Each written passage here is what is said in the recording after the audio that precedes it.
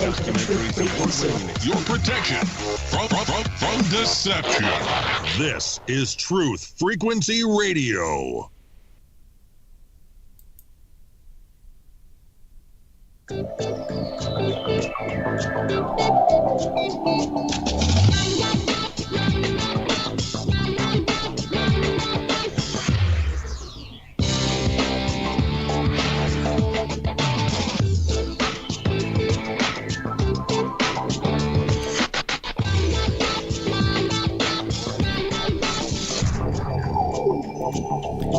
Hello and welcome to the Revolutionary Radio Project. I'm your host, Rob Skiba. I'm excited to be joined this evening once again by my friend and co-host for our Genesis Quest4Truth series, Zen Garcia. Are you there, sir? I am, brother. How are you doing? I'm doing good, man. How are you? I'm doing good.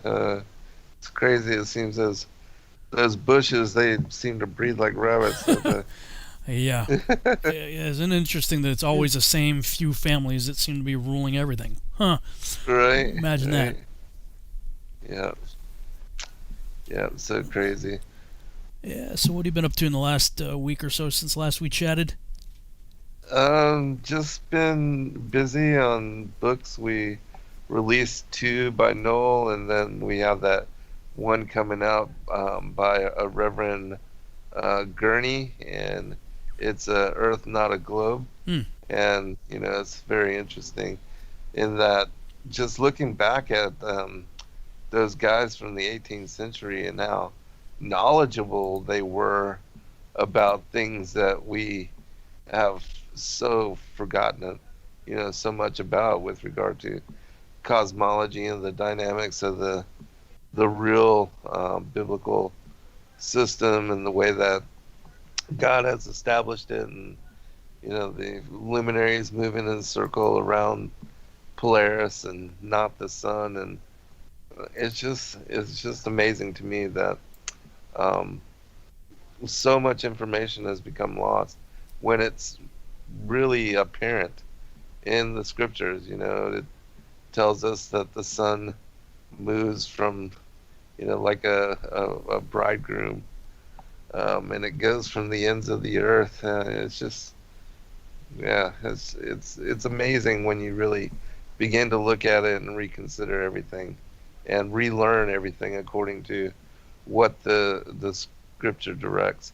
And these are the things that a lot of these different individuals that wrote about these things and presented their arguments for the true nature of biblical cosmology. They quoted the scriptures in an accurate manner that we, most people don't understand today. Yeah, it's there's been, as usual, some ongoing debates on Facebook, but I'm not able to respond because I got banned again for 30 days. So. Oh my gosh. Yeah. Can't do anything on Facebook. I guess it's probably a good thing. I'll probably get a lot more done that way. But yeah, there was some ongoing stuff. Of course, everybody's go-to is either Danny Faulkner or Answers in Genesis, which is pretty much Danny Faulkner anyway. And I'm like, come on, and it's driving me crazy because I can't actually post anything. I can't make a comment, or I can't even like her. I can't do anything. So I'm like, oh well, whatever. Just let it go. Yeah, it saves you from getting all caught up. But when you want to respond and you have legitimate reason to, it does make it difficult to not be able to. Yeah, I just don't want them thinking, oh, you got me. Right. When I come back 30 days from now and say, yeah, no, you didn't get me. I just couldn't respond. And then I'll put a flurry of responses after that, probably. Right. But sum it all up all together. Yeah, I've been really busy with 3D software, trying to learn stuff I didn't know. There's so much. Even the software that I've been using, there's so much that I have barely tapped into. So basically, I've just been watching tutorials and trying to figure stuff out. Keeping me quite busy. That's great, man. Yeah. Yeah, and then all the submissions. Is that still ongoing with the Yeah, actually, screenplays and all? yeah, I wasn't able, to, of course, to post it to Facebook, but I had just submitted to everything.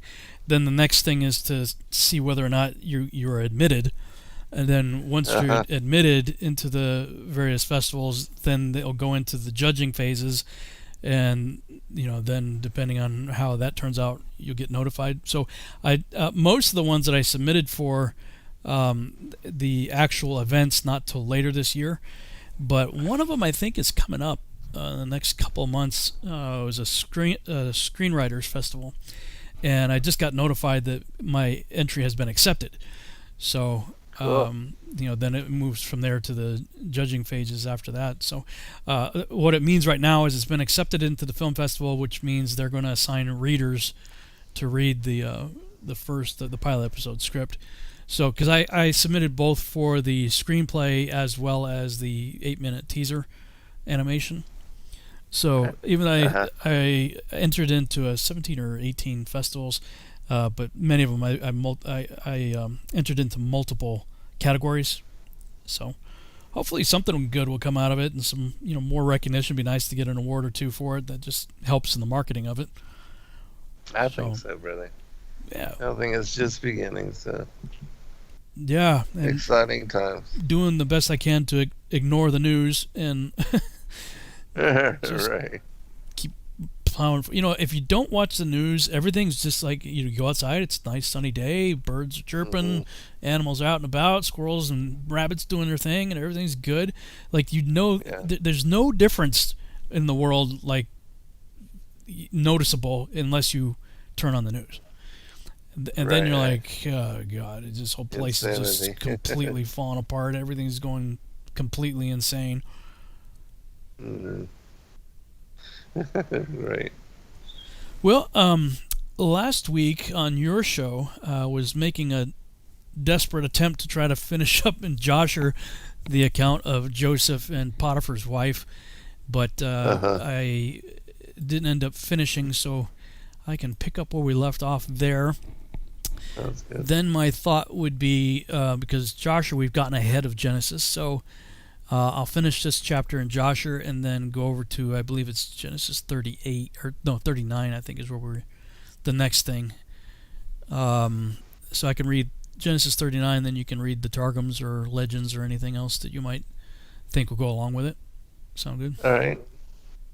I'll get it in line. Okay. So here we go. Jasher.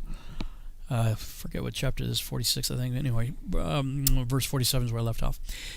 And it was after this that the brook of Egypt was filled above all its sides, and all the inhabitants of Egypt went forth, and also the king and princes went forth with timbrels and dances, for it was a great rejoicing in Egypt, and a holiday at the time of the inundation of the sea, Sihor, and they went there to rejoice all day. And when the Egyptians went out to the river to rejoice, as was their custom, all the people of the house of Potiphar went with them, but Zilica would not go with them, for she said, I am indisposed, and she remained alone in the house, and no other person was with her in the house. And she rose up and ascended to her temple in the house, and dressed herself in princely garments. And she placed upon her head precious stones of onyx stones, inlaid with silver and gold. And she beautified her face and skin with all sorts of women's purifying liquids. And she perfumed the temple and the house with cassia and frankincense. And she spread myrrh and aloes. And she afterwards sat in the entrance of the temple, in the passage of the house, through which Joseph passed to do his work. And behold, Joseph came from the field, and entered the house to do his master's work. And he came to the place through which he had to pass. And he saw all the work of Zilica, and he turned back. He's like, oh boy. Zoinks! And Zilica saw Joseph turning back from her, and she called out to him, saying, What aileth thee, Joseph? Come to thy work, and behold, I will make room for thee, until thou shalt have passed to thy seat. And Joseph returned and came to the house, and passed from thence to the place of his seat. And he sat down to do his master's work as usual. And behold, Zilica came to him, and stood before him in princely garments, and she scented, and the scent from her clothes was spread to a distance. And she hastened and caught hold of Joseph and his garment, and she said unto him, As the king liveth, if thou wilt not perform my request, thou shalt die this day. And she hastened and stretched forth her other hand, and drew a sword from beneath her garments. And she placed it upon Joseph's neck, and she said, Rise and perform my request, and if not, thou diest this day. Joseph was afraid of her at her doing this thing, and he rose up to flee from her, and she seized the front of his garments, and in terror of his flight, the garment which Zilica seized was torn, and Joseph left the garment in the hand of Zilica, and he fled and got out, for he was in fear. And when Zilica saw that Joseph's garment was torn, and that he had left it in her hand, and he had fled, she was afraid of her life, lest the report should spread concerning her. And she rose up and acted with cunning, and put off the garments in which she was dressed, and she put on her other garments. And she took Joseph's garment, and she laid it beside her, and she went and seated herself in the place where she had sat in her illness, before the people of her house had gone out to the river. And she called a young lad who was then in the house, and she ordered him to call the people of the house to her. And when she saw them, she said unto them with a loud voice and lamentation, See what the Hebrew your master has brought to me in the house, for he came this day to lie with me. And when you had gone out, he came to the house, and seeing that there was no person in the house, he came unto me, and caught hold of me, with intent to lie with me. And I seized his garments, and tore them, and called out against him with a loud voice. And when I had lifted up my voice, he was afraid of his life, and he left his garment before me, and fled. And the people of her house spoke nothing, but their wrath was very much kindled against Joseph. And they went to his master, and told him the words of his wife. And Potiphar came home enraged, and his wife cried out to him, saying, What is this thing that thou hast done unto me, in bringing the Hebrew servant into my house? For he came unto me this day to sport with me. Thus did he do unto me this day. And Potiphar heard the words of his wife, and he ordered Joseph to be punished with severe stripes, and they did so to him. And whilst they were smiting him, Joseph called out with a loud voice, and he lifted up his eyes to heaven, and he said, O Lord God, thou knowest that I am innocent of all these things, and why shall I die this day through falsehood, by the hand of these uncircumcised wicked men, whom thou knowest? And whilst Potiphar's men were beating Joseph, he continued to cry out and weep, and there was a child there 11 months old, and the Lord opened the mouth of the child, and he spake these words before Potiphar's men, who were smiting Joseph.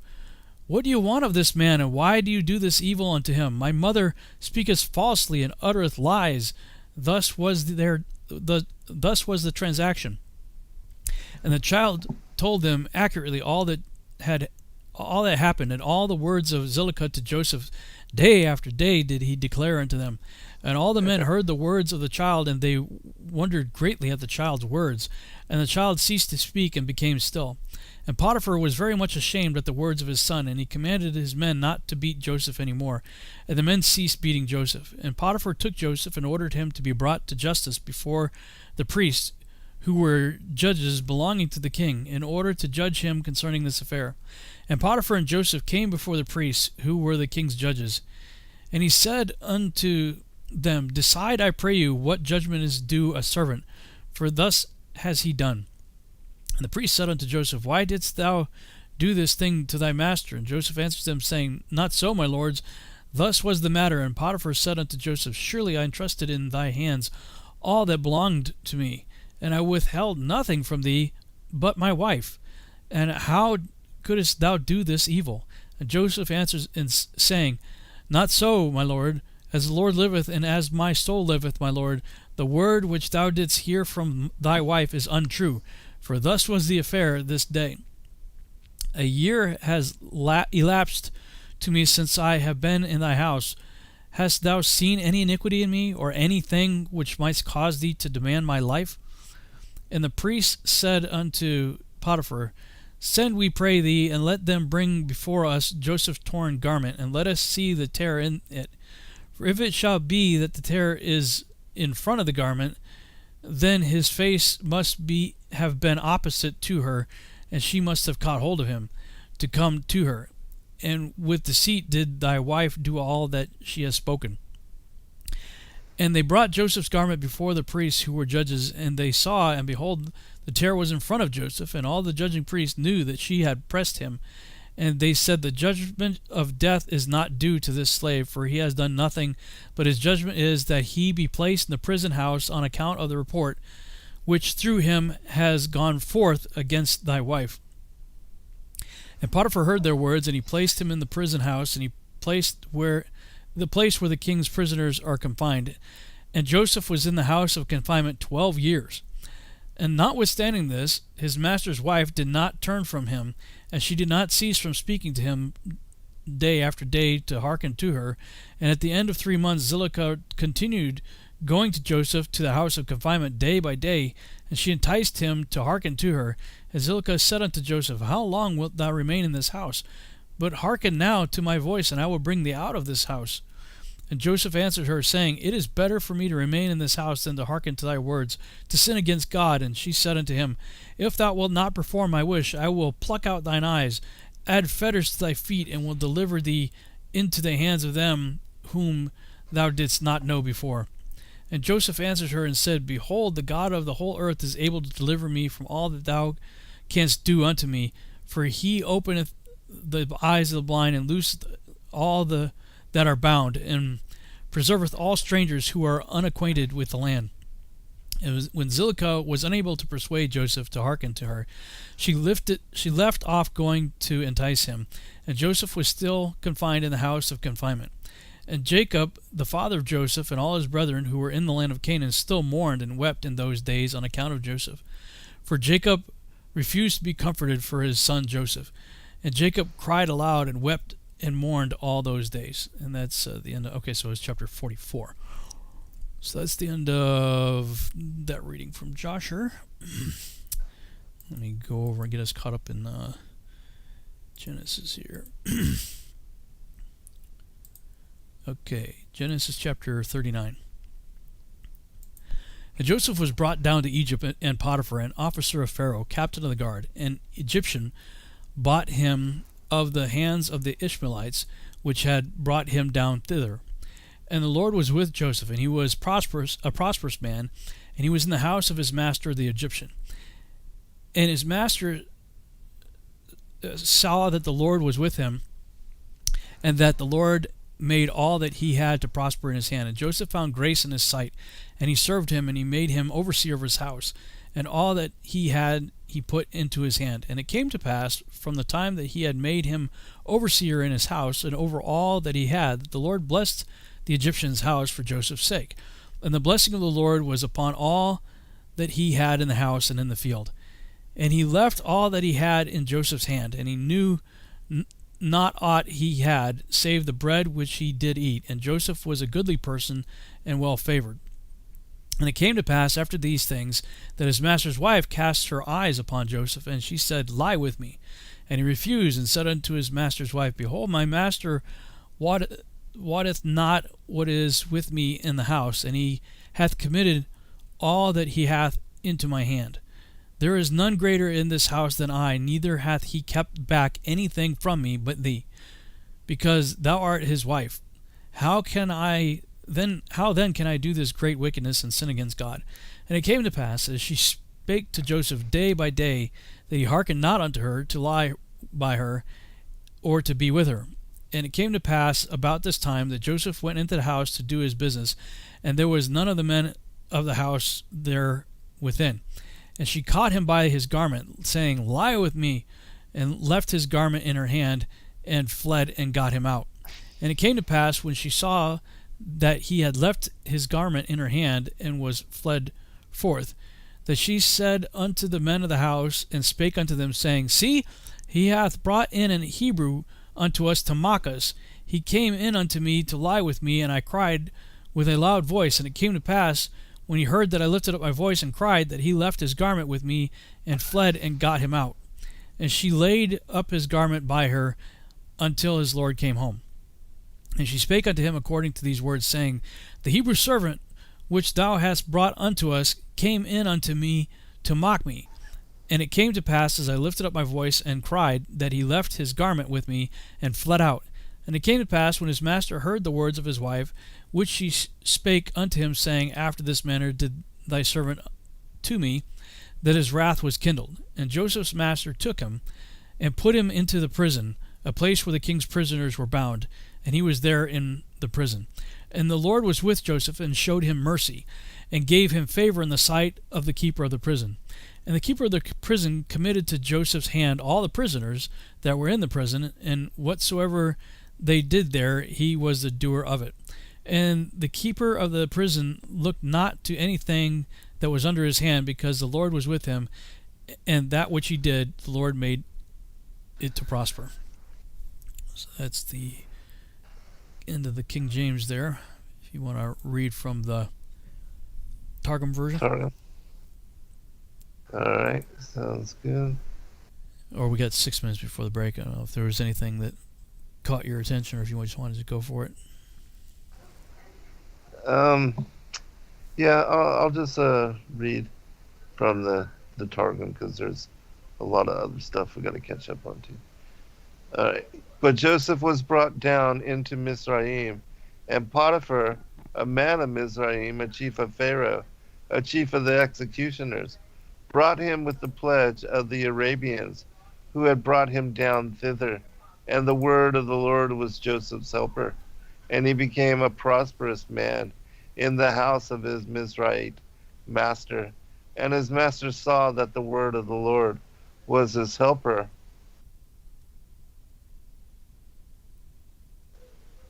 and that prospered in his hand all that he did. And Joseph found favor in his eyes.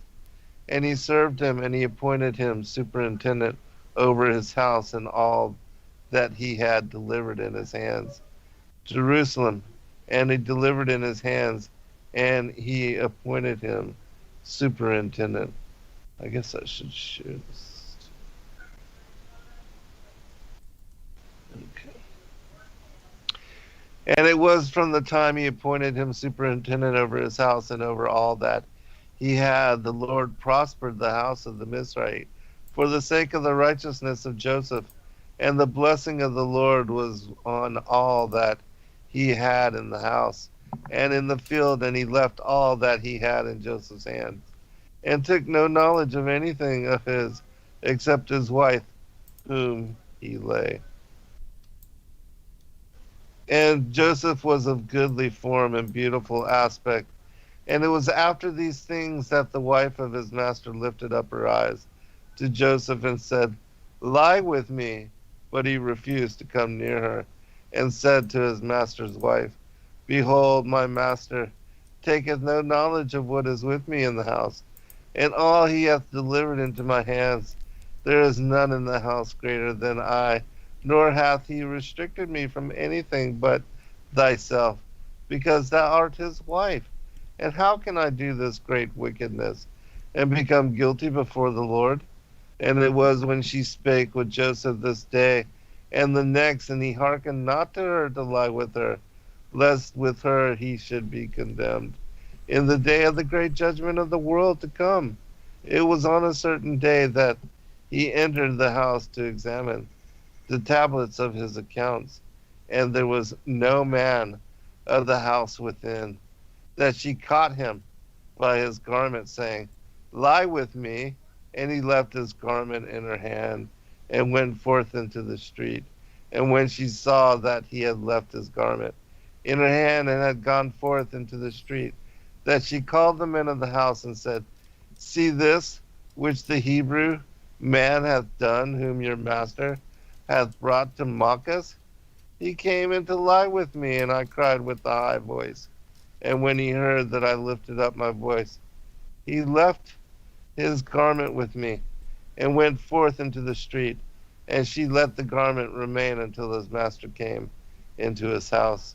And she spake to him according to these words, saying, The Hebrew servant whom thou broughtest to us came into me to mock me, Jerusalem. And it was when I thundered with my voice. And when his master had heard the words which his wife spake with him, saying, According to these things did thy servant to me, his wrath became strong. And Joseph's master took counsel of the priest, who put him not to death, but delivered him into the house of the bound, where the king's prisoners were bound. And he was there in the house of the bound, Jerusalem, in the prison house.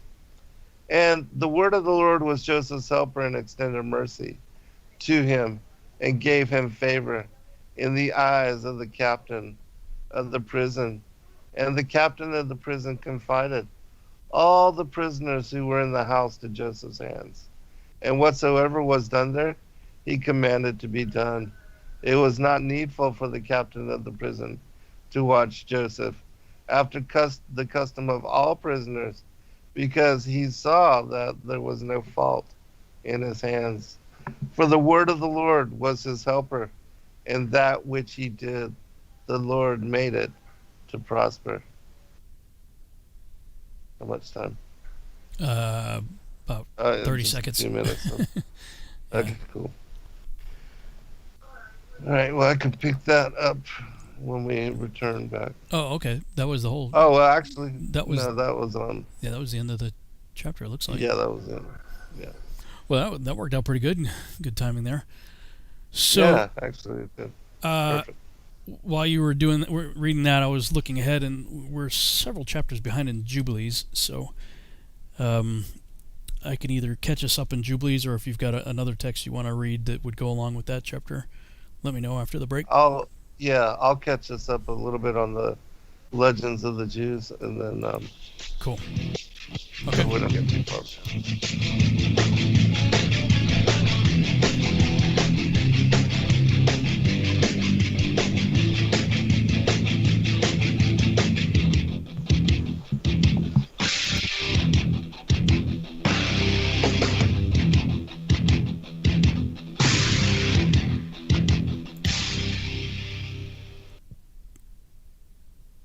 It's amazing how people have been raving about iAlife all over Facebook. They've been posting their testimonials just because they want to get the word out because it's worked so well for them. If you're not familiar with iAlife, it's a 99% pure CBD oil, but the secret is the synergy between the hemp and the ayahuasca vine, the non-psychoactive component of the ayahuasca tea. We recently received an email from a wife whose husband has Parkinson's. For the first time, he's been able to sleep through the entire night. Another customer reported that they're no longer using NSAIDs because their tennis elbow has been relieved with iAlife. The reports have been phenomenal and much more than we ever expected. Everyone should have access to this. That's why if you head on over to iAlife.com right now and use coupon code TFR, we'll give you $5 towards your order. And we'll even ship it worldwide. That's iAlife.com, AYALife.com. Do you want to lose weight but have no idea where to begin? The Fast Start Diet, a 3-day weight loss plan, is the answer. 3 days of nutritionally balanced, calorie-restricted meals delivered right to your door. No shopping, no measuring, and no cooking. Everything is prepared for you and ready to eat at home or on the go. The Fast Start Diet has all the amazing benefits of intermittent fasting without starving. We've helped thousands of people who have struggled to reach their weight loss goals. Isn't it time we helped you? With the Fast Start Diet, you'll lose weight and feel great. Find us on Amazon or go to faststartdiet.com and use promo code POWER to get $10 off your first box. As a special bonus, we will include our #1 rated Lipo3 appetite suppressant spray free with your order. Whatever your diet plans are, start with us at faststartdiet.com and use promo code POWER. For 5,000 years, the world was ruled with wooden ships by one man. 242 years ago, a small group of free men crafted a new nation built on liberty and freedom. Global elites have been fighting to destroy this new nation called America ever since. Based on actual events, Charm of Favor tells a true story of how they corrupted the election system. They infiltrated federal agencies and murdered witnesses, judges, and even presidents to keep from being caught. Now, the largest and wealthiest crime syndicate the world has ever known has been drawn out of the shadows. They have killed hundreds of Americans and recently attempted to assassinate half our congressmen. Still they escape arrest through an almost supernatural charm of favor. Read Charm of Favor and be prepared to open your eyes to what may lie just around the corner. Charm of Favor is available on Amazon and Barnes & Noble.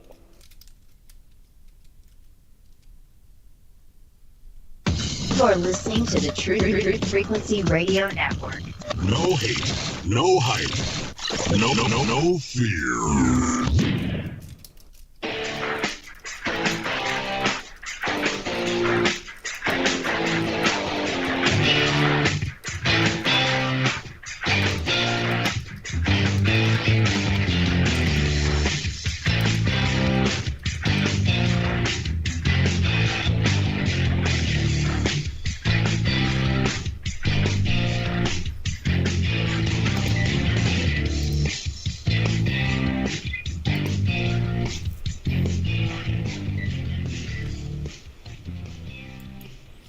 And we're back on the Revolutionary Radio Project. I'm your host, Rob Skiba, and right before the break, Zen, you were gonna get us caught up in the Legends of the Jews or something?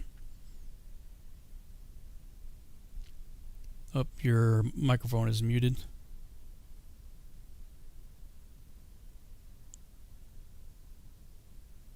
Yeah, I apologize. That's all right. Yeah, I'll catch us up a little bit because we're a bit behind, and so Cool. Yeah, Legends of the Jews, and this will finish up the story of the first book, and the story of Joseph is the beginning of the second book. So, if a man voweth a vow and he does not fulfill it in good time, he will stumble through 3 grave sins: idolatry, unchastity, and bloodshed. Jacob had been guilty of not accomplishing promptly the vow he had taken upon himself at Bethel, and therefore punishment overtook him. His daughter was dishonored. His sons slew men, and they kept the idols found among the spoils of Shechem. Therefore, when Jacob prostrated himself before God after the bloody outrage at Shechem, he bade him arise and go to Bethel and accomplish the vow he had vowed there. Before Jacob set out for the holy place to do the bidding of God, he took the idols which were in the possession of his sons, and the teraphim which Rachel had stolen from her father, and he shivered them in pieces, and buried the bits under an oak upon Mount Gerizim, uprooting the tree with one hand, but concealing the remains of the idols in the hollow left in the earth, and planting the oak again with one hand. Among the destroyed idols was one in the form of a dove, and this the Samaritans dug up later and worshipped. On reaching Bethel, he erected an altar to the Lord, and on a pillar he set up the stone whereon he had rested his head during the night, which he had passed there on his journey to Haran. Then he bade his parents come to Bethel and take part in his sacrifice. But Isaac sent him a message saying, O my son Jacob, that I might see thee before I die. Whereupon Jacob hastened to his parents, taking Levi and Judah with him. And when his grandchildren stepped before Isaac, the darkness that shrouded his eyes dropped away. And he said, My son, are these thy children? For they resemble thee. And the spirit of the prophecy entered his mouth, and he grasped Levi with his right hand and Judah with his left in order to bless them. And he spoke these words to Levi, May the Lord bring thee and thy seed nigh unto him before all flesh, and that ye serve in his sanctuary like the angel of the face, and the holy angels, princes, judges, and rulers, shall they be unto all the seed of the children of Jacob. The word of the Lord they will proclaim in righteousness, and all his judgments they will execute in justice, and they will make manifest his ways until the children of Jacob. And unto Israel his paths, and unto Judah he spake, saying, Be ye princes, thou and one of thy sons, over the sons of Jacob, In thee shall be the help of Jacob, and the salvation of Israel shall be found in thee. And when thou sittest upon the throne of the glory of thy justice, perfect peace shall reign over all the seed of the children of my beloved Abraham. On the morrow, Isaac told his sons that he would not accompany him to Bethuel on account of his great age, but he bade him not delay longer to fulfill his vow, and he gave him permission to take his mother Rebekah with him to the holy place, and Rebekah, her nurse Deborah, went to Bethuel with Jacob. Joy and sorrow in the house of Jacob. Deborah, the nurse of Rebekah, and some of the servants of Isaac had been sent to Jacob by his mother while he was still abode with Laban, to summon him home at the end of his 14 years term of service. As Jacob did not at once obey his mother's behest, the two servants of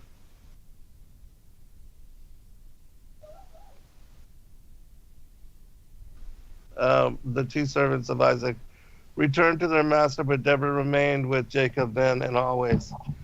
Therefore, when Deborah died in Bethuel, Jacob mourned for her, and he buried her below Bethuel under the palm tree, the same under which the prophetess Deborah sat later, when the children of Israel came to her for judgment. But a short time elapsed after the death of the nurse Deborah, and Deborah died too. Her passing away was not made the occasion for public mourning. The reason was that as Abraham was dead, Isaac blind, and Jacob away from home, there remained Esau as the only mourner to appear in public and represent her family. And beholding that villain, it was feared might tempt a looker on to cry out, "Accursed be the breast that gave thee suck." To avoid this, the burial of Rebekah took place at night. God appeared unto Jacob to comfort him in his grief, and with him appeared the heavenly family. It was a sign of grace. For while the sons of Jacob had been carrying idols with them, the Lord had not revealed himself to Jacob. At this time, God announced to Jacob that the birth of Benjamin soon to occur, and the birth of Manasseh and Ephraim, who also were to be founders of tribes. And the furthermore, he told him that these three would come kings among their descendants: Saul and his Boseth of the seed of Benjamin, Jeroboam the Ephraimite, and Jehu of the tribe of Manasseh. In this vision, God confirmed the change of his name from Jacob to Israel, promised him by the angel with whom he had wrestled on entering the Holy Land. And finally, God revealed to him that he would be the last of the three with whose names the name of God would disappear united. For God is called only the God of Abraham, the God of Isaac, and the God of Jacob, and never the God of anyone else. In token of this revelation from God, Jacob set up a pillar of stone, and he poured out on a drink offering thereon, as in a later day the priests were to offer libations in the temple on the Feast of Tabernacles. And the libation brought by Jacob at Bethuel was as much as all the waters in the Sea of Tiberias. At the same time, when Deborah and Rebekah died, occurred as the death of Rachel at the age of 36. But she knew before her prayer was heard that she bare Jacob a second son, for she died in giving birth to Benjamin. 12 years she had borne no children, no child. Then she fasted 12 days, and her petition was granted. She brought forth the youngest son of Jacob, whom she called Benjamin, the son of the days, because he was born in his father's old age, and with him a twin sister was born. Rachel was buried in the way of Ephrath, because Jacob, given with prophetic spirit, foresaw that the exiles would pass this place on their march to Babylon. And as they passed, Rachel would entreat God's mercy for the poor outcast. Jacob journeyed on to Jerusalem. During Rachel's lifetime, her couch had always stood in the tent of Jacob. After her death, he ordered the couch of her handmaid Bilhah to be carried thither. Reuben was sorely vexed thereat, and he said, "Not enough that Rachel, alive, curtailed the rights of my mother, she must needs give her annoyance also after death." He went and took the couch of his mother Leah and placed it in Jacob's tent instead of Bilhah's couch. Reuben's brothers learned of his disrespectful act from Asher.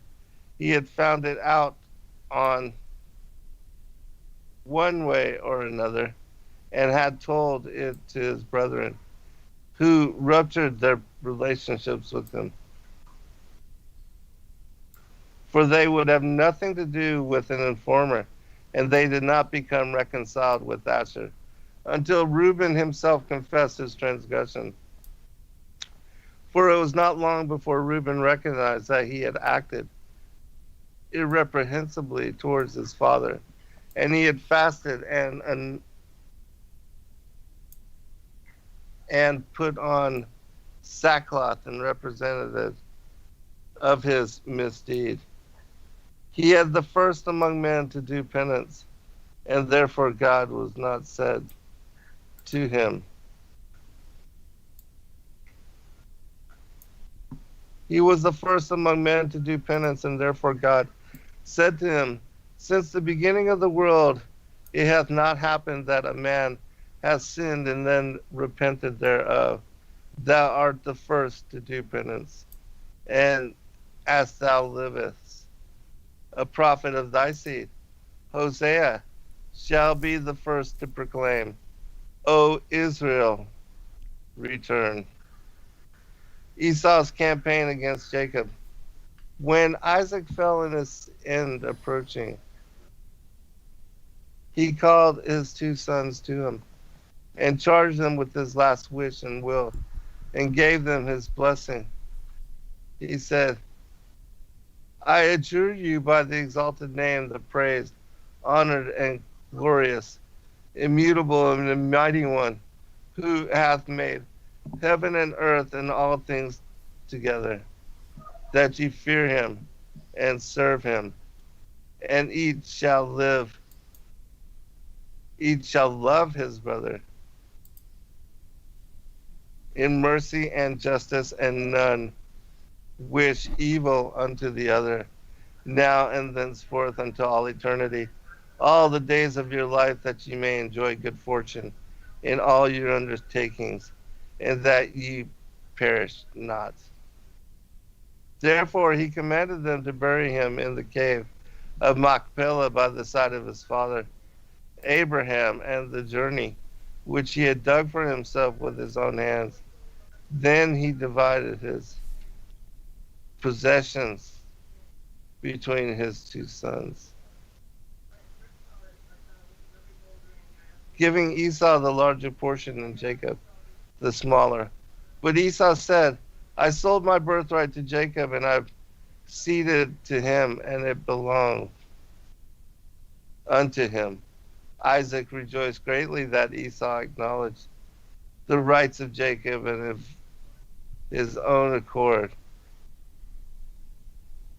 and he closed his eyes in peace. The funeral of Isaac was not disturbed by any unseemly act, for Esau was sure of his heritage in accordance with the last wishes expressed by his father.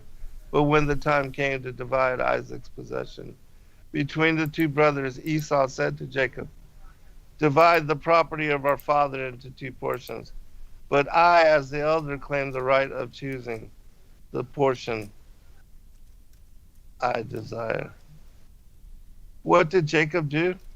He knew well that the eye of the wicked never beholds treasures enough to satisfy it, and so he divided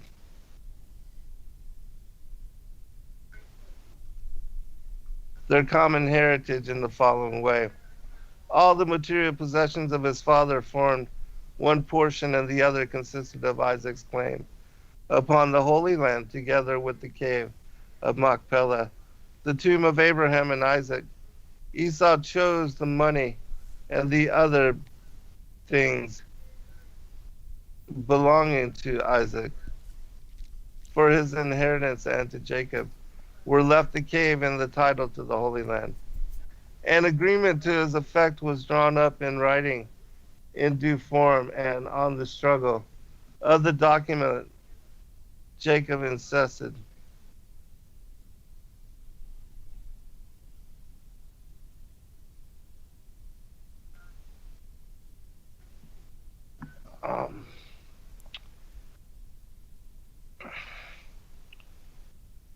Sorry. Okay. All the material possessions of his father formed one portion, and the other consisted of Isaac's claims upon the Holy Land, together with the cave of Machpelah, the tomb of Abraham and Isaac. Esau chose the money and the other things belonging to Isaac for his inheritance, and to Jacob were left the cave and the title to the Holy Land. An agreement to this effect was drawn up in writing in due form, and on the strength of the document, Jacob insisted upon Esau's leaving Palestine. Esau acquiesced, and he and his wives and his sons and daughters journeyed to Mount Seir, where they took up their abode. Though Esau gave way before Jacob for nonce, he returned to the land to make war upon his brother. Leah had just died, and Jacob and his sons born by Leah were mourning for her, and the rest of his sons born unto him. But his other wives were trying to comfort them when Esau came upon them with a powerful host of 4,000 men, well equipped for war, clad in armor of iron and brass, all furnished with bucklers, bows, and swords. They surrounded the citadel whereon Jacob and his sons dwelt at that time with their servants, and the children and householders, for they had all assembled to console Jacob for the death of Leah, and they sat there unconcerned. None entertained a suspicion that an assault upon them was meditated by any man. And the great army had already encircled their castle, and still none was suspected any harm, neither Jacob and his children nor the 200 servants. And now, when Jacob saw that Esau presumed to make war upon them, and sought to slay them in the citadel, and was shooting darts at them, he ascended the wall of the citadel, and spake words of peace, and friendship, and brotherly love to Esau. He said, "Is this the consolation which thou hast come to bring me, to comfort me for my wife, who hath been taken by death? Is this in accordance with the oath thou didst swear twice unto thy father and thy mother before they died? Thou hadst violated thy oath, and in the hour when thou didst swear unto thy father, thou wast judged." But Esau made reply, "Neither the children of men nor the beasts of the field swear an oath to keep it unto all eternity. But on every day they devise evil against one another, when it is directed against an enemy, or when they seek to slay an adversary. If the boar will change his skin and make his bristles as soft as wool, or if he can cause horns to sprout forth on his head like the horns of a stag of a ram, then shall I observe the tie of brotherhood with thee.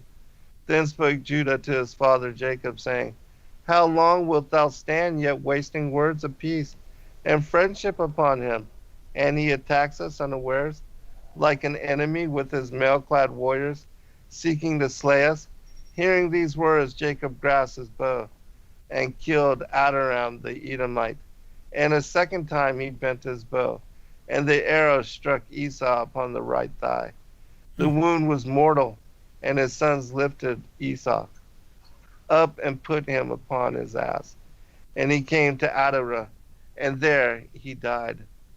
Judah made a sally to the south of the citadel. With him were Naphtali and Gad, aided by 50 of Jacob's servants. To the east, Levi and Dan went forth with 50 servants. Reuben, Issachar, and Zebulun with 50. To the north, Simon, Benjamin, and Enoch, the last son of Reuben, with 50 servants to the west. And Judah was exceedingly brave in battle. Together with Naphtali and Gad, he pressed forward into the ranks of the enemy and captured one of their iron towers.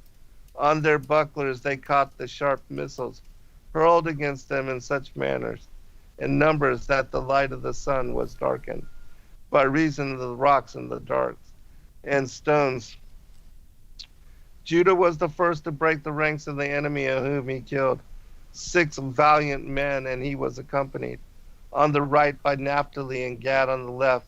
They also hewed down 2 soldiers each, while their troop of servants killed 1 man each. Nevertheless, they did not succeed in forcing the army away from the south of the citadel, not even when altogether Judah and his brethren made a united attack upon the enemy, each of them picking out a victim and slaying him, and they were still unsuccessful in a third combined attack, though this time each killed 2 men. When Judah saw now that the enemy remained in possession of the field, and it was impossible to dislodge them, he girded himself with strength, and an heroic spirit animated him. Judah, Naphtali, and Gad united, and together they pierced the ranks of the enemy, Judah slaying 10 of them, and his brothers each 8. Seeing this, the servants took courage, and they joined their leaders and fought at their side. Judah laid about him in right and to the left, always aided by Naphtali. The enemy, one risk further to the south, away from the citadel, but the hostile army recovered itself and maintained brave stand against all the sons of Jacob, and were faint from the hardships of the combat, and could not continue to fight. Thereupon Judah turned to God in prayer, and God hearkened unto his position. And he said upon them, he set a loose storm from one of his treasures chambers, and it blew into the faces of the enemy, and filled their eyes with darkness, and they could not see how to fight. But Judah and his brethren could see clearly, for the wind blew upon their backs. And now Judah and his 2 brothers were wrought havoc among them. They hewed the enemy down as the reaper mows down the stalks of grain and heaps them up for sheaves. After they had routed the division of the army assigned to them on the south, they hastened to the aid of their brothers who were defending the east, north, and west of the citadel. And with 3 companies on each side, the wind blew into the faces of the enemy. And so the sons of Jacob succeeded in annihilating their army. 400 were slain in battle, and the 600 fled, among the latter Esau's 4 sons, Ruel, Jush, Lotan, and Korah. The older of his sons, Eliphaz, took no part in the war, because he was a disciple of Jacob, and therefore would not bear arms against him. This is the same. Is that the same Eliphaz? I think it's Eliphaz. It was yes, one of the guys with Job. Yes. Yes, I believe so. Wow. The sons of Jacob pursued after the fleeing remnant of the army as far as Adorah. And there the sons of Esau abandoned the body of their father and continued their flight to Mount Seir. But the sons of Jacob remained in Adorah overnight, and out of respect for their father, they buried the remains of his brother Esau. In the morning they went on in pursuit of the enemy and besieged them on Mount Seir. And now the sons of Esau and all the other fugitives came and fell down before them, bowed down and entreated them without cease, until they concluded peace with them. But the sons of Jacob exacted tribute from them. This is the last portion. The descendants of Esau. The worthiest among the sons of Esau was his firstborn, Eliphaz. He had been raised under the eyes of his grandfather Isaac, from whom he had learnt the pious way of life. The Lord had even found him worthy of being endowed with the spirit of prophecy. For Eliphaz the son of Esau is none other than the prophet Eliphaz, the friend of Job. It was from the life of the patriarchs that he drew the admonitions which he gave unto Job in his disputes with him. Eliphaz spake, Thou didst wean thyself the equal of Abraham, and thou didst marvel, therefore, that God should deal with thee as with the generation of the confusion of tongues. But Abraham stood the test of 10 temptations, and thou faintest when but one toucheth thee. When any that was not whole came to thee. Going to break. Now, we'll pick it up on the other side.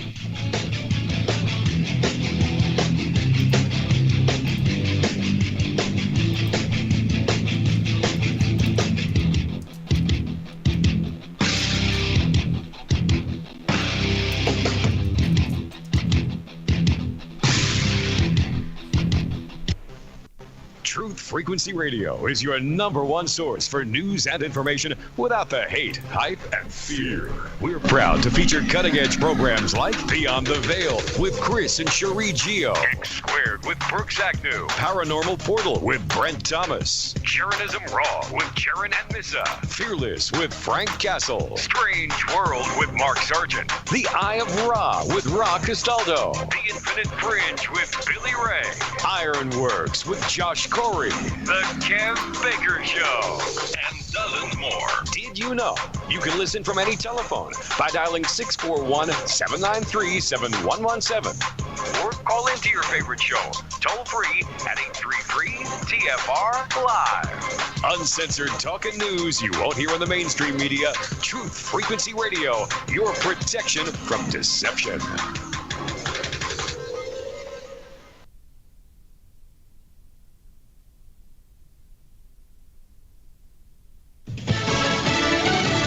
Vaccination push from the president. I'm Jack Callahan, Fox News. President Biden hoping to reach his goal of 70% of U.S. adults vaccinated by the 4th of July, saying there's no time like now to start. If you get a shot this week, you can be fully vaccinated by July 4th, by the week of July the 4th.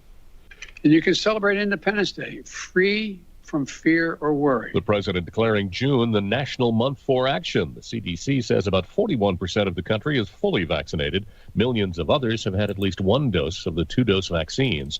Adding to the incentives, Anheuser-Busch says it'll buy a beer for anyone over 21 in the country once the U.S. reaches the president's 70% vaccination goal. Methodist Hospital in Houston requiring its employees to get vaccinated or risk being fired. It's now being sued by hundreds of employees. Nurse Jennifer Bridges telling Fox News Primetime. Nobody should be forced to put something into their body if they're not comfortable with it and then lose their job over it. I mean, that's a huge decision, especially over emergency use authorization. An attorney for the group says he believes the hospital's order is illegal. Hints of progress in the infrastructure talks between the president and Senator Moore Capito, who met for an hour at the White House Wednesday and pledged to meet again on Friday. In the name of climate change defense, the Biden administration is suspending oil and gas drilling leases in the Arctic National Refuge that had been approved by the Trump administration. Alaska's Governor Mike Dunleavy says the decision will not protect the global environment. It's a lose-lose-lose across the board, not just for Alaska, not just for this country. For some of these environmentally sensitive areas across the globe that don't have the protections, it makes zero sense. A huge announcement in college basketball. Mike Krzyzewski says the upcoming season will be his last as the coach of the Duke Blue Devils. Wall Street up slightly on Wednesday. The Dow gained 25, NASDAQ nearly 20, the S&P 500 up 6. America is listening to Fox News. This is Truth Frequency Radio. The wicked ones obviously under heavy Masonic influence.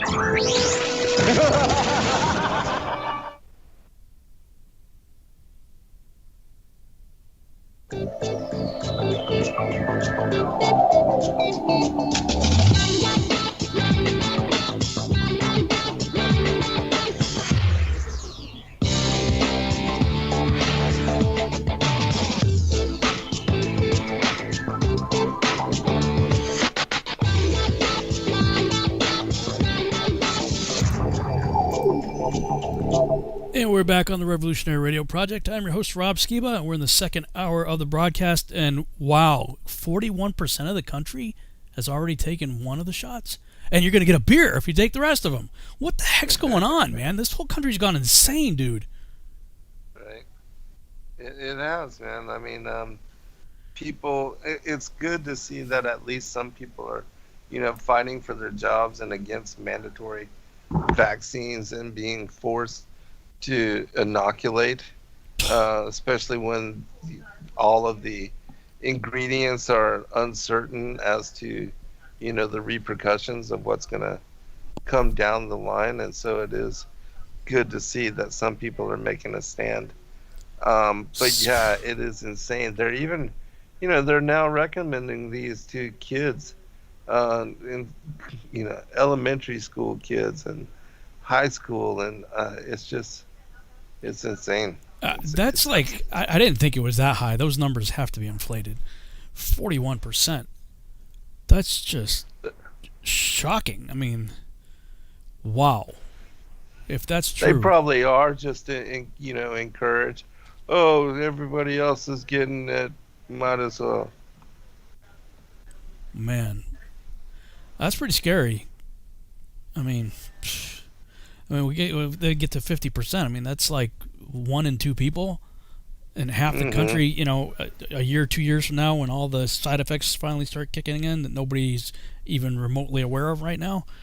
Right. And since when have they offered like beer and lap dances and like cash prizes for people to get a shot, for crying out loud? This is so insidious. It's just. Right. I'm sorry. It's just get me riled up. I can't even. That's what I said before. It's like, as long as I don't listen to the news, don't watch TV. Right. Yeah. This whole place has gone insane, man. Yeah. I mean, they even, they have parents offering their children McDonald's to go get these shots, and we're talking kids that are like, 5 to 8 years old. They have no reason to be getting these shots, and parents are enticing them with McDonald's. I mean, come on. Yeah, the thing I got booted from Facebook from was I had posted an article and a video of a guy. I forget the guy's name, but he's definitely pro-vax. He's like Captain Vax. He had a long list of companies and accolades and degrees and everything. He's very much pro-vaccines, but he's like, this isn't a vaccine. What we're talking about here, this is something completely different. And and he had another guy that was kind of hosting the video, and he broke it down for it like using like a football diagram, like a offensive line versus a defensive line. And he says effectively, to help you understand what this thing does, this mRNA thing, is it recodes your immune system to only, like, this is like hugely significant, only go after, and he depicted the C19 as X.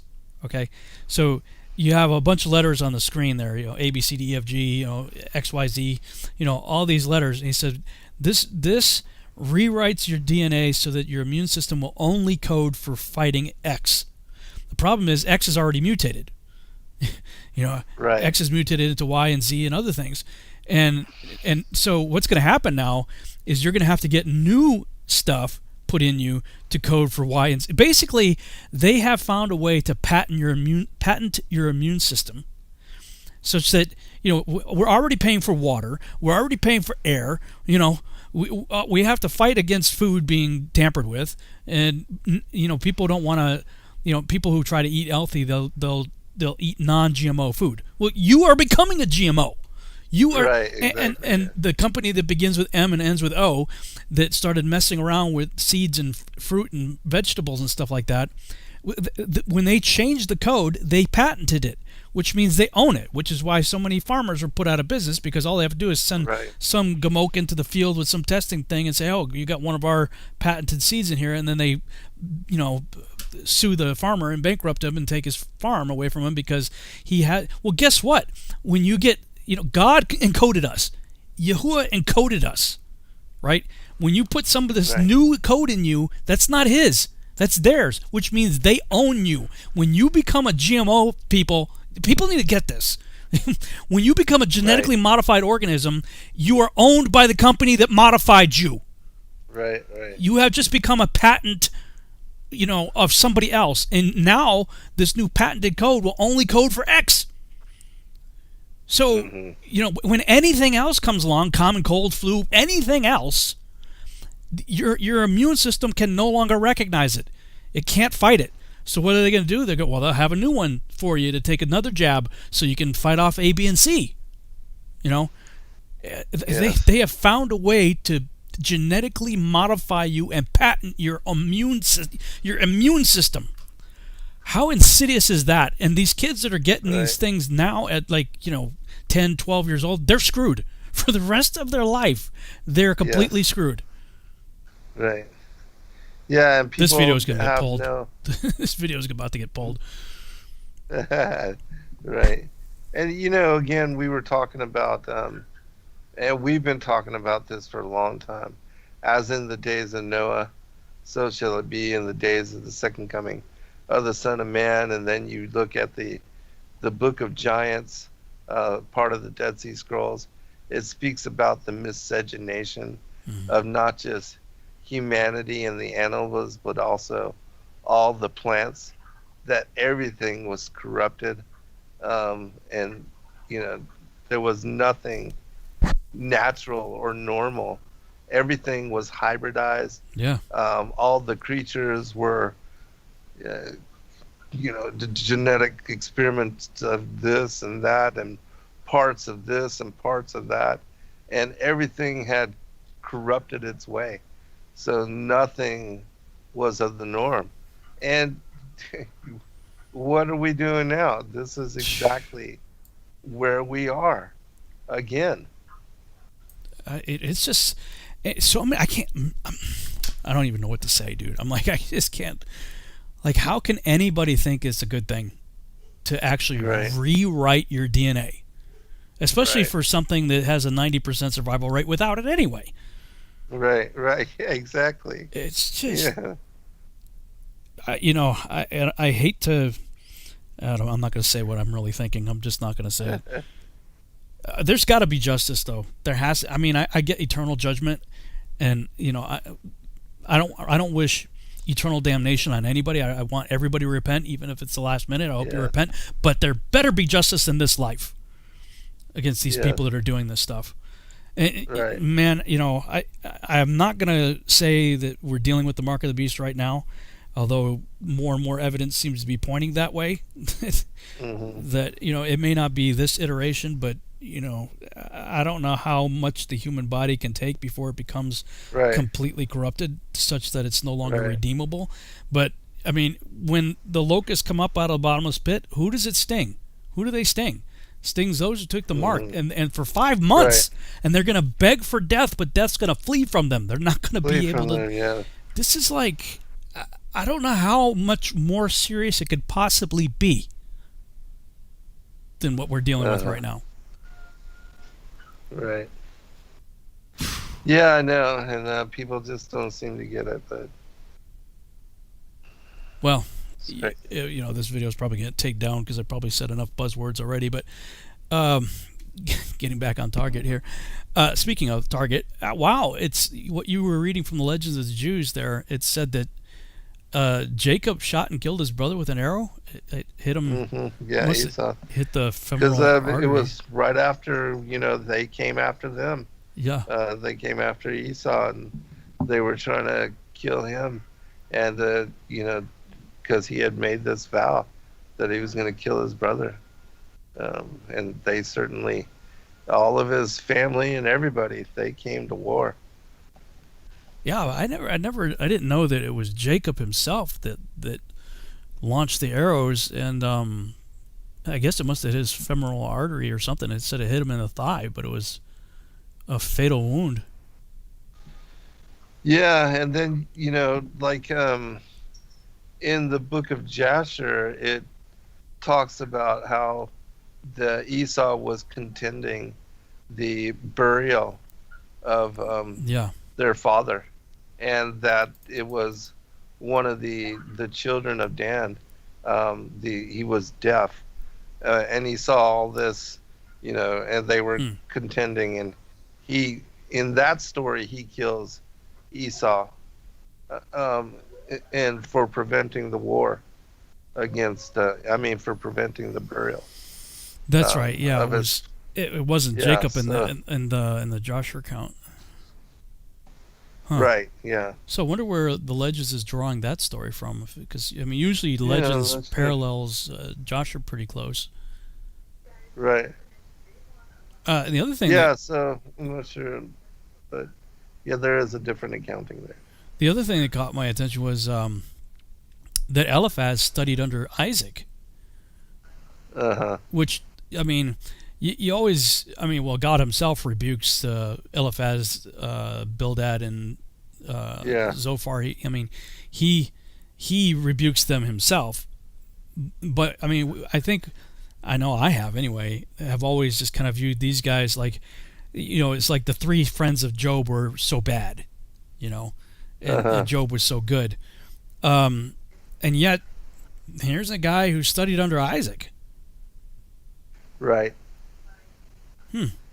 Yeah, and he seems to be, one of, because there always seems to be some righteous that are even in the other bloodlines, and how you have prophets, and Eliphaz was certainly of that particular line and a man of wisdom in the same manner that Job was, because he was also of the children of Esau. But and so it is interesting to see that they still try to reach out and study and to be righteous in the manner of their cousins.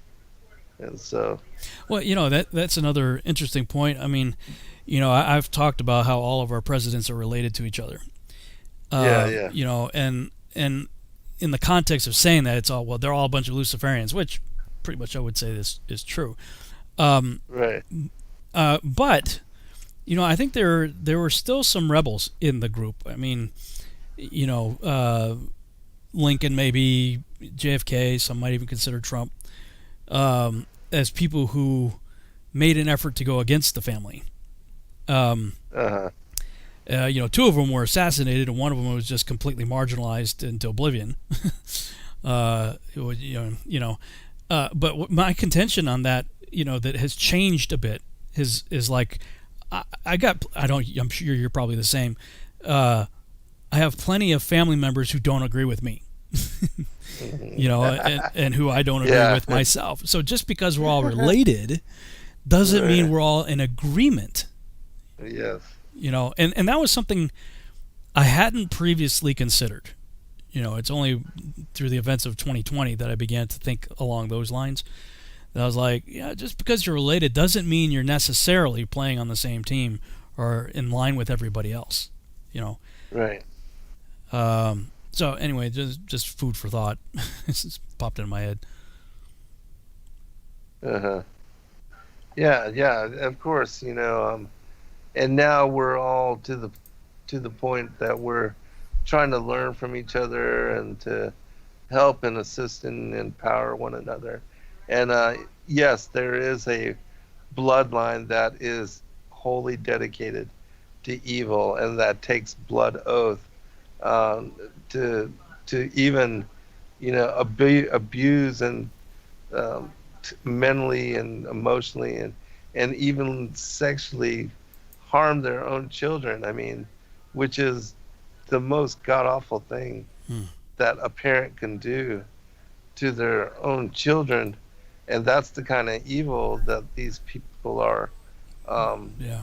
The kind of nature that they hold, but certainly, we're all still trying to help each other in the best manner that we can, and to not follow in the footsteps of these sons of Belial, the children of the devil. All right. You were. Yeah, I'll finish up this last portion. There's only like a couple pages here. Okay. But Abraham stood the test of 10 temptations, and thou faintest when but one toucheth thee. When any that was not whole came to thee, thou wouldst console him to the blind. Thou wouldst say, if thou didst build thyself a house, thou wouldst surely put windows in it. And if God had denied thee light, it is but that he may be glorified. I think I went backwards. Through thee in the day when the eyes of the blind shall be opened. To the deaf thou wouldst say, if thou didst fashion a water pitcher, thou wouldst surely not forget to make ears for it. And if God created thee without hearing, it is but that he may be glorified. Through thee in the day when the ears of the deaf shall be unstopped. In such wise thou didst endeavor to console the feeble and the maimed, but now it is come unto thee, and thou art troubled. Thou sayest, I am an upright man. What doth he chastise me? But who, I pray thee, ever perished, being innocent? Noah saved from the flood, Abraham from the fiery furnace, Isaac from the slaughtering knife, Jacob from angels, Moses from the sword of Pharaoh, and Israel from the Egyptians that were drowned in the sea. Thus shall all the wicked fare. Job answered Eliphaz and said, look at thy father Esau. But Eliphaz returned, I have nothing to do with him. The son should not bear the iniquity of the father. Esau will be destroyed because he executed no good deeds, and likewise his dukes will perish. But as for me, I am a prophet, and my message is not unto Esau, but unto thee, to make thee render account of thyself. But God rebuked Eliphaz and said, thou didst speak harsh words unto my servant Job. Therefore shall Obadiah, one of thy descendants, utter a prophecy of denunciation against thy father's house, the Edomites. The concubine of Eliphaz. Obadiah is in the book of Obadiah? Seemingly so, yes. Wow. Yeah, interesting. The concubine of Eliphaz was Timnah, a princess of the royal blood, who had asked to be received into the faith of Abraham and his family. But they all, Abraham, Isaac, and Jacob, had rejected her. And she said, rather will I be a maidservant unto the dregs of this nation than a mistress of another nation. And so she was willing to be concubine to Eliphaz, to punish the patriarchs for the affront they had offered her. She was made the mother of Amalek, who inflicted great injury upon Israel. Another one of Esau's descendants, Anna, had a most unusual experience. Once when he was pasturing his father's asses in the wilderness, he led them to one of the deserts on the shores of the Red Sea, opposite the wilderness of the nations. And while he was feeding the beasts, a very heavy storm came from the other side of the sea, and the asses could not move. Then about 120 great and terrible animals came out from the wilderness at the other side of the sea, and they all came to the place where the asses were, and they placed themselves there. From the middle down, these animals were in the shape of a man, and from the middle up, some had the likeness of bears, some of apes, and they all had tails. behind them, like the tail of the ducapat, from between their shoulders reaching down to the earth. The animals mounted the asses, and they rode away with them. And unto this day no eye hath seen them. One of them approached Anna, and smote him with its tail, and then ran off. When Anna saw all this, he was exceedingly afraid on account of his life, and he fled to the city, where he related all that had happened to him. Many sallied forth to seek the asses, but none could find them. Anna and his brothers went no more to the same place from that day forth, for they were greatly afraid on account of their lives. This Anna was the offspring of an incestuous marriage. His mother was at the same time the mother of his father, Zibeon, and as he was born of an unnatural union, so he tried to bring about unnatural unions among animals. What? He was the first to mix the breed of the horse and the ass, and to produce the mule. As a punishment, God crossed the snake and the lizard, and they brought forth the Harbabar, whose bite is certain death, like the bite of a white she-mule. Never heard of it. The descendants of Esau had 8 kings before they reigned any king over the descendants of Jacob. But at a time when the Jews had 8 kings, during whose reign the Edomites had none, and were subject to the Jewish kings, this was the time when they entered between Saul, the first Israelitish king who ruled over Edom, and Jehoshaphat, for Edom did not make itself independent of Jewish rule until the time of Joram, the son of Jehoshaphat. There was a difference between the kings of Esau's seed and the kings of Jacob's seed. The Jewish people always produced their kings from their own midst, while the Edomites had to go to alien peoples to secure theirs. The first Edomite king, this is the last, was the Aramean Balaam, called Bala, in his capacity as ruler of Edom. His successor Job, called Jobab, also came from Bozrah, and for furnishing Edom with a king, this city was to be chastened in the time to come. And when God sits in judgment on Edom, Bozrah will be the first to suffer punishment. The rule of Edom was of short duration, while the rule of Israel was be unto all times. For the standard of the Messiah shall wave forever and ever. And that is the end of that book. Wow. So I just did a search for Hababar, the snake lizard hybrid. I got I got a thing on the screen. You know, so this is somebody's version of it, I guess. Creative license or whatever, but quite a ferocious looking lizard, cobra, snake kind of thing going on there. But wow, I mean, this is the Legend of the Jews version of what we read in Jasher a while back with the Yamim, right? The Yamim story. Yes. Man. Yeah, so strange. And there's a very significant importance to that particular story because it keeps being brought up and relayed over and over and in exact detail. And so, yeah, very interesting.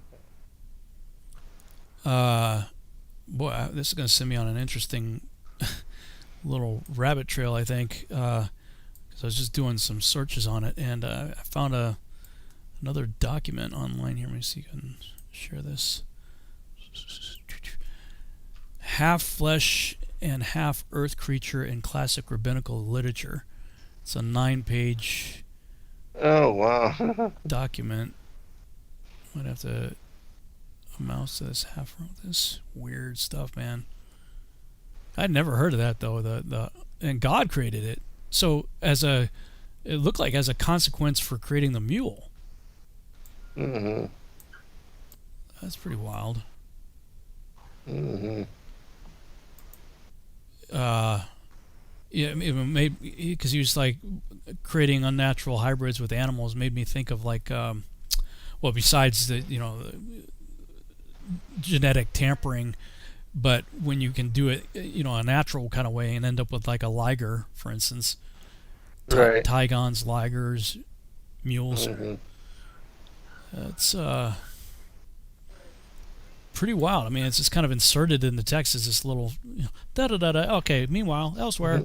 Yeah. Huh. Very strange. Was there anything else in that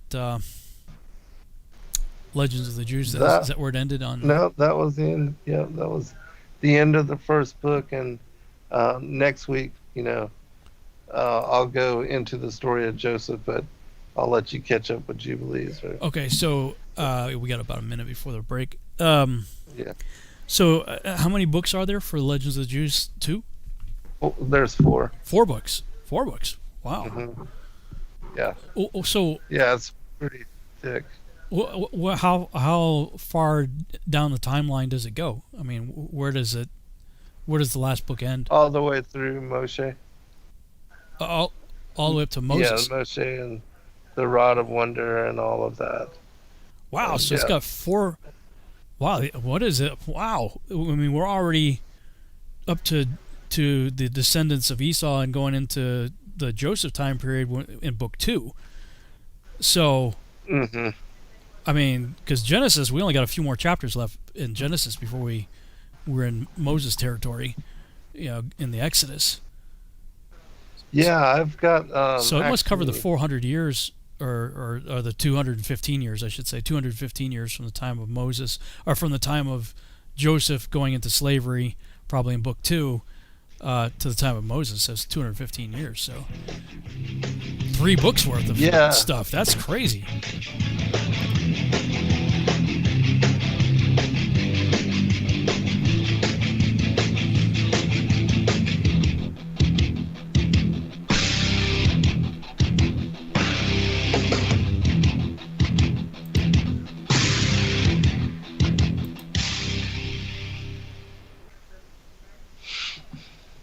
Extendivite is more than just a heart tonic. Do you have any of these symptoms? Night cramps in the hands and feet. Your arms and legs often go to sleep. On short walks, do your legs get aches and pains? Is your memory worse than it used to be? Ankles that swell late in the day? Has your blood pressure increased lately? If you answered yes to even one of these questions, you may have early warning signs of arterial blockages. Your body is saying that it is time to take Extendivite. These are not the normal signs of aging. They are the warning signs that accompany blocked arteries. Get your Extendivite today. Extendivite is available in capsule or liquid form for just $69.95 for a 2-month supply. To get started, call 1-877-928-8822. That's 1-877-928-8822. Or visit heartdrop.com. Extend your life with Extendivite.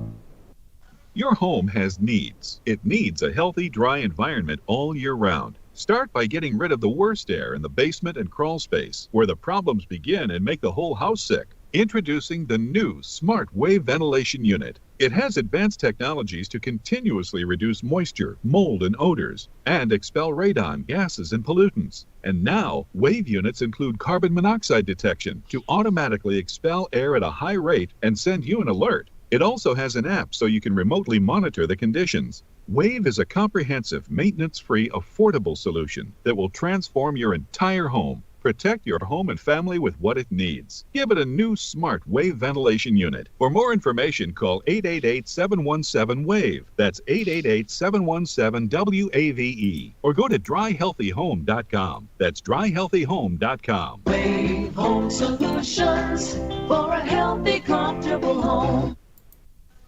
Fear is a mind killer. Fear is the little death. This is Uncle Walt from the Ironworks. Josh, Corey, and I have chosen to look at life with no fear. No fear of the unknown. No fear of questions about the supposedly well-known. No fear of ridicule for thinking outside the familiar fool's lines. No fear of the boot on the neck of those refusing the party line. No fear of taking on those so convinced of their beliefs they would sooner drink the Kool-Aid than believe they've been fools made. In this world filled with me too, cattle think, can truth's protective layers be peeled back to show the tender, juicy pink? Are we all just grist for the mill? Souls sold against our will, or is that just how it feels? When you're filled to the rim with trivialities so fear-filled and grim, break clear of the fear, right here, Tuesdays and Fridays at 2 a.m. on TFR. Josh and I and you will hammer out the impurities of technology-driven groupthink, fold in a dash of logic, and quench it all with a bit of absurdity. The Ironworks. Break clear of the fear.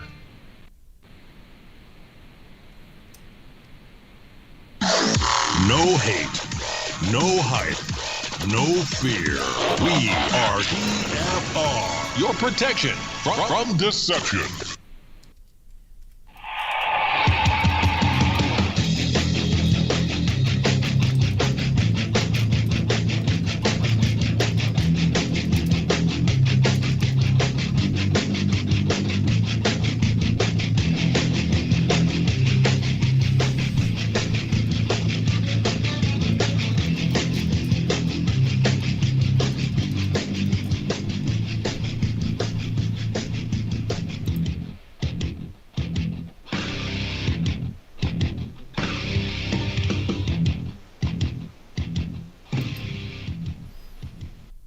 And we're back on the Revolutionary Radio Project. I'm your host, Rob Skiba, and we are in the final half-hour segment of the broadcast. Flying by as usual. So right before the break, you were saying that there are 4 books in the Legends of the Jews collection, but it only goes up to Moses. I'm like, wow, I mean, we only got about a dozen or so chapters left in the book of Genesis till we get to Moses. And there's 215 years from the time Joseph gets sold into slavery until the time of Moses. So for 3 books to cover that period of time, man, that's when one book covered all the time leading up to there. Right. How big are these books? Are they large volumes? They're 400 pages each. What? Yeah. And I have actually the second beginning, the second book up, and it shows all of what Joseph goes through, and then you have the sons of Jacob, the testimony of the 12 patriarchs. Then you have Job, and then Moshe in Egypt, and it also covers like the period of Deborah and Gibeon and all of that. So but yeah, this one goes all the way to Moshe. Wow, and then there's Solomon and all of that as well. So there's a lot of the kings in that particular time. Wow, that's cool, man. Have you? Yeah, it's really incredible reading. So I assume you probably read all of that already, all those 4 volumes. Mm-hmm. Wow. Yeah, I have. That's cool. But it's awesome for me to read them over and over. Yeah, have you read them in their entirety on your show? Is there like a playlist or anything? No. Just what we're doing here.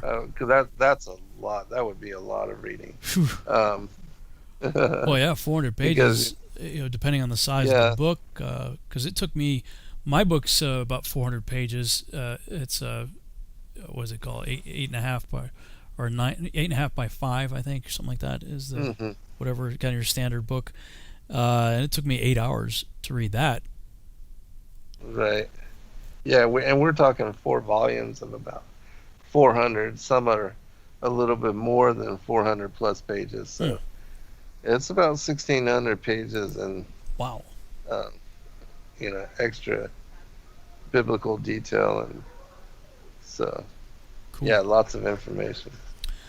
All right. I'm pretty sure I read up to chapter 35 in Jubilees, so I'll pick up in chapter 36 here.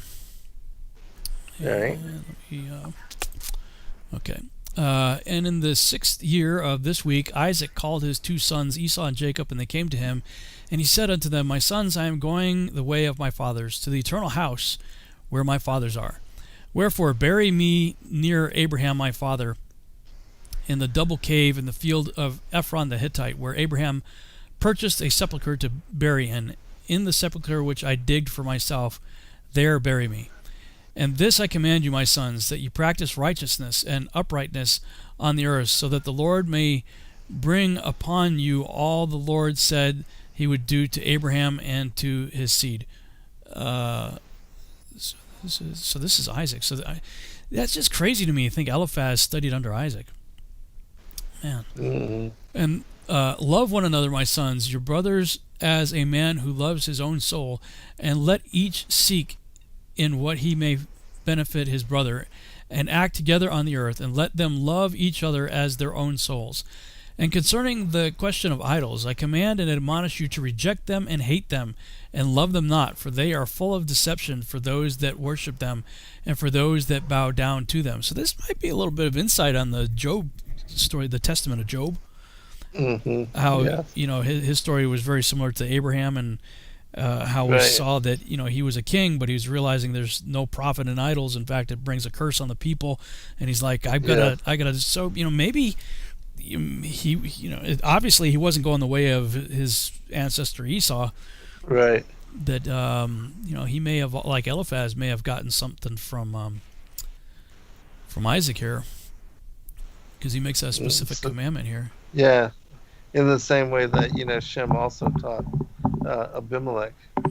Yeah,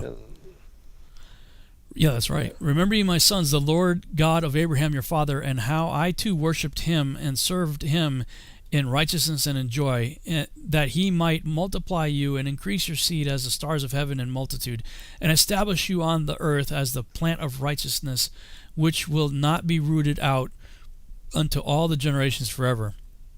And now I make you swear a great oath, for there is no oath which is greater than it, by the name glorious and honored and great and splendid and wonderful and mighty, which created the heavens and the earth and all things together, that ye will fear and worship him, and that each will love his brother with affection and righteousness, and that neither will desire evil against his brother from henceforth forever all the days of your life, so that you may prosper in all your deeds and not be destroyed. And if either of you devises evil against his brother, know that from henceforth every one that devises evil against his brother shall fall into his hand, and shall be rooted out of the land of the living, and his seed shall be destroyed from under heaven.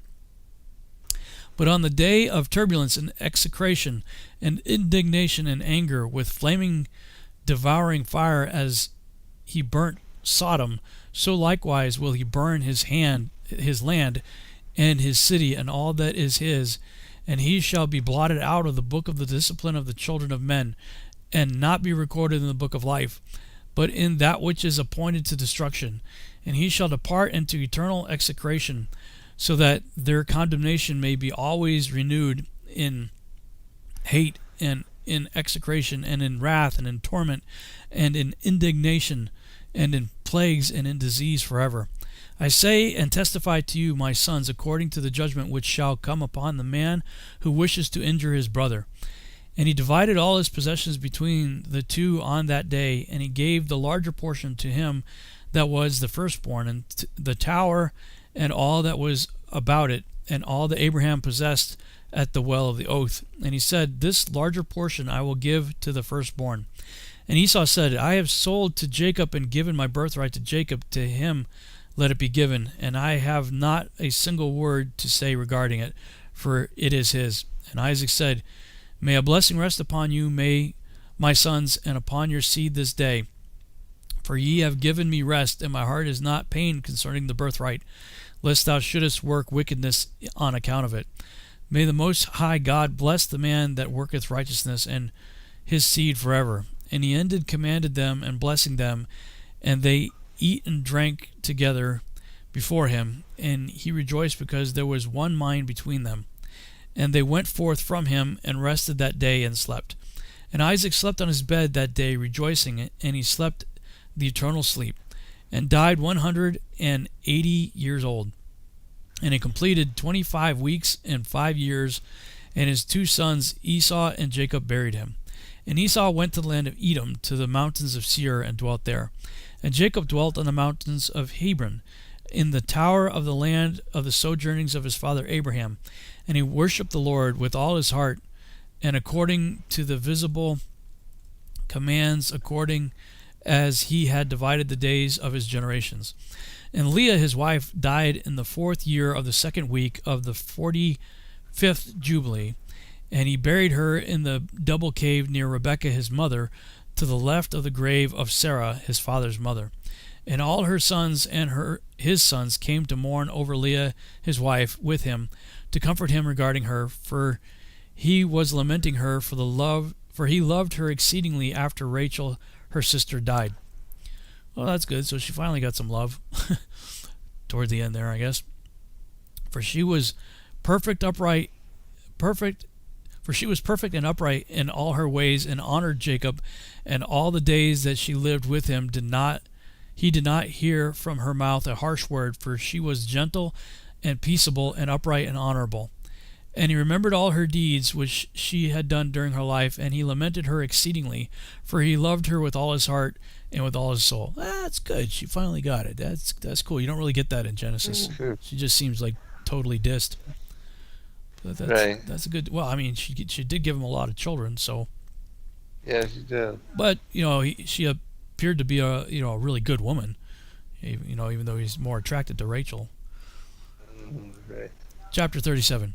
And on the day that Isaac, the father of Jacob and Esau, died, the sons of Esau heard that Isaac had given the portion of the elder to his younger son Jacob, and they were very angry.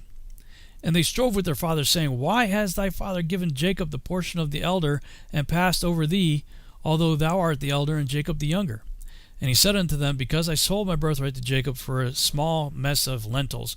And on the day my father sent me to hunt and catch, and bring him something that he should eat, and bless me, he came and got with guile, and brought my father food and drink, and my father blessed him, and put me under his hand. And now our father has caused us to swear, me and him, that we shall not mutually devise evil, either against his brother, and that we shall continue in love and in peace, each with his brother, and not make our ways corrupt. And they said unto him, We shall not hearken unto thee to make peace with him, for our strength is greater than his strength, and we are more powerful than he. We shall go against him and slay him, and destroy him and his sons. And if thou wilt not go with us, we shall do hurt to thee also.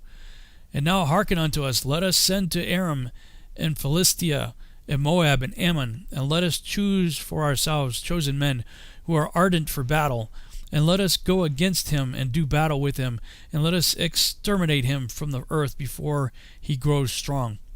And the father said unto them, Do not go, and do not make war with him, lest ye fall before him. And they said unto him, This too is exactly thy mode of action from thy youth unto this day, and thou art putting thy neck under his yoke. And shall not hearken to these words, we shall not hearken to these words. And they sent to Aram and to Aduram, to the friend of their father, and they hired along with them 1,000 fighting men, chosen men of war. And there came to them from Moab and from the children of Ammon, those who were hired, 1,000 chosen men, and from Philistia 1,000 chosen men of war, and from Edom and from the Horites 1,000 chosen fighting men, and from the Kittim mighty men of war. And they said unto their father, Go forth with them, and lead them, else we shall slay thee. And he was filled with wrath and indignation on seeing that his sons were forcing him to go before them to lead them against Jacob his brother. But afterward he remembered all the evil which lay hidden in his heart against Jacob his brother. And he remembered not the oath which he had sworn to his father and to his mother, that he would devise no evil all his days against Jacob his brother. And notwithstanding all this, Jacob knew not that they were coming against him to battle. And he was mourning for Leah his wife, until they approached very near to the tower with 4,000 warriors and chosen men of war. And the men of Hebron sent to him, saying, Behold, thy brother has come against thee to fight thee, with 4,000 girt with the sword. And they carry shields and weapons, for they loved Jacob more than Esau. So they told him, for Jacob was more liberal and merciful, a more liberal and merciful man than Esau. But Jacob would not believe until they came very near to the tower. And he closed the gates of the tower, and he stood on the battlements, and spake to his brother Esau, and said, Noble is the comfort wherewith thou hast come to comfort me for my wife who has died. Is this the oath that thou didst swear to thy father and again to thy mother before they died? Thou hast broken the oath, and on the moment that thou didst swear to thy father wast thou commanded. And then Esau answered and said unto him, Neither the children of men nor the beasts of the earth have any oath of righteousness, which in swearing they have sworn an oath valid forever. But every day they devise evil one against another, and how each may slay his adversary and foe. And thou dost hate me and my children forever, and there is no observing the tie of brotherhood with thee. Hear these words which I declare unto thee. If the boar can change its skin and make its bristles as soft as wool, or if it can cause horns to sprout forth on its head like the horns of a stag or of a sheep, then I will observe the tie of brotherhood with thee. And if the beasts separated themselves from their mother, for thou hast not been a brother to me. And if the wolves make peace with the lambs, so as not to devour or do them violence, and if their hearts are towards them for good, then there shall be peace in my heart towards thee. That's the reason why the wolf and the lamb lay down together in Isaiah 65, prior to Israel being gathered together in Isaiah 66. And if the lion becomes the friend of the ox and makes peace with him, and if he is bound under one yoke with him and plows with him, then will I make peace with thee. And when the raven becomes white as the raza, and then know that I have loved thee, and shall make peace with thee. Thou shalt be rooted out, and thy son shall be rooted out, and there shall be no peace for thee. And when Jacob saw that he was so evilly disposed towards him with his heart, and with all his soul to slay him, and that he had come springing like the wild boar, which comes upon the spear that pierces and kills it, and recoils not from it, then he spake to his own and to his servants that they should attack him and all his companions. Chapter 38. And after that Judah spake to Jacob his father, and said unto him, Bend thy bow, father, and send forth thy arrows, and cast down the adversary, and slay the enemy, and mayest thou have the power, for we shall not slay thy brother, for he is such as thou, and he is like thee. Let us give him this honor. Then Jacob bent his bow, and sent forth the arrow, and struck Esau his brother on his right breast, and slew him. So the Legends of the Jews must be taking some of it from this, although it says it struck him in the right breast. It says thigh, which would make more sense. I mean, I find it, unless he really got an artery in the thigh, it would be hard for me to believe that that would be a mortal wound, as opposed to catch him in the lungs here in the right breast. Right. And again he sent forth an arrow and struck Adoran and Aramaean on the left breast, and struck him backward and slew him. And then sent forth the sons of Jacob, they and their servants, dividing themselves into companies on the four sides of the tower. And Judah went forth in front, and Naphtali and Gad with him, and 50 servants with him on the south side of the tower. And they slew all they found before them, and not one individual of them escaped.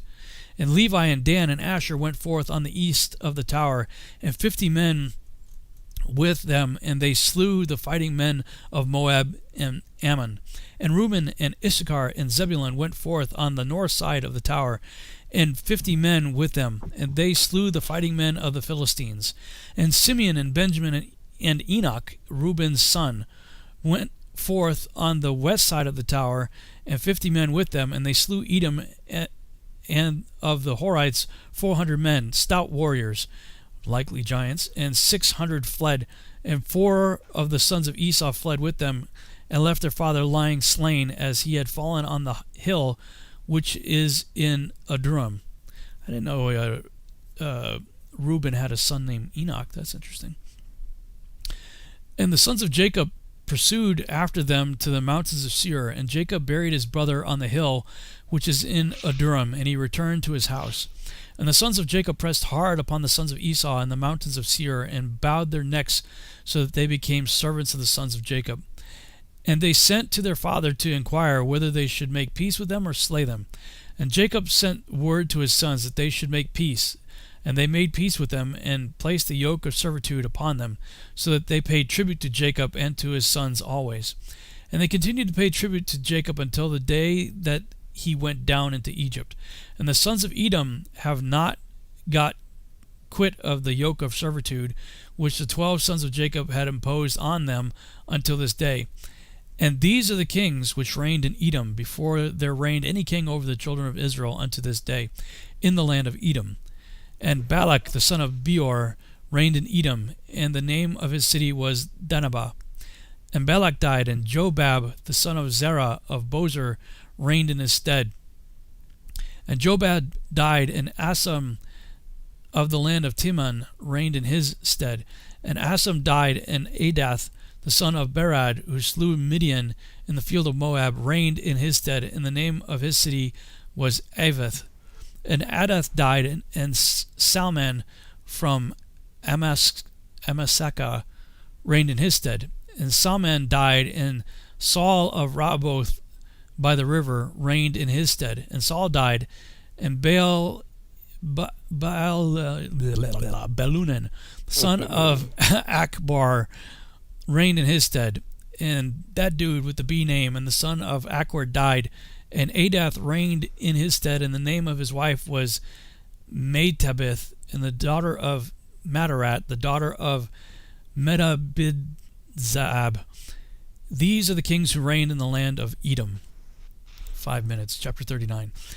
And Jacob dwelt in the land of his father's sojournings in the land of Canaan. These are the generations of Jacob. And Joseph was 17 years old when they took him into the land of Egypt, and Potiphar, an eunuch of Pharaoh, the chief cook, bought him. And he set Joseph over all his house, and the blessing of the Lord came upon the house of the Egyptian on account of Joseph. And the Lord prospered him in all that he did. And the Egyptian committed everything into the hands of Joseph, for he saw that the Lord was with him, and that the Lord prospered him in all that he did. And Joseph's appearance was comely, and very beautiful was his appearance. And his master's wife lifted up her eyes and saw Joseph, and she loved him, and besought him to lie with her. And he did not surrender his soul. And he remembered the Lord and the words which Jacob his father used to read from amongst the words of Abraham, that no man should commit fornication with a woman who has a husband, that for him the punishment of death has been ordained in the heavens before the Most High God, and the sin will be recorded against him in the eternal books continually before the Lord. And Joseph remembered these words and refused to lie with her. And he besought him, and she besought him for a year, but he refused and would not listen.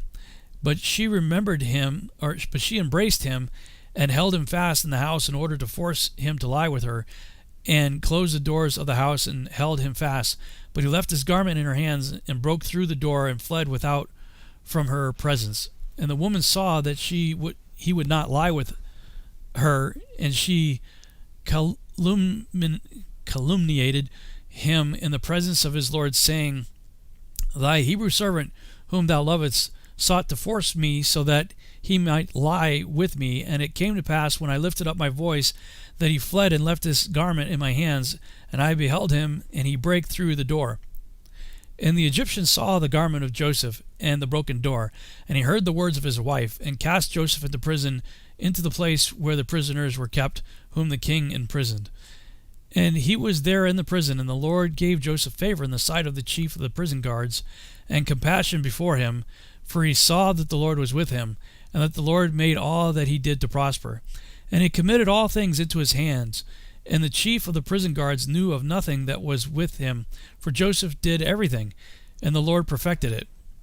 And he remained there 2 years. And in those days Pharaoh king of Egypt was wroth against his 2 eunuchs, against his chief butler and against the chief baker, and he put them in ward in the house of the chief cook, in the prison where Joseph was kept. And the chief of the prison guards appointed Joseph to serve them, and he served before them. And they both dreamed a dream, the chief butler and the chief baker, and they told it to Joseph. And as he interpreted to them, so it befell them. And Pharaoh restored the chief butler to his office, and the chief baker he slew, as Joseph had interpreted to them.